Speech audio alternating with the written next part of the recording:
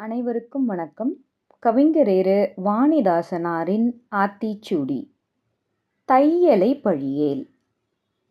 பெண்கள் வீட்டிற்கும் நாட்டிற்கும் கண்கள். பெண்கள் என்றாலே ஒரு பேராற்றல் தானே.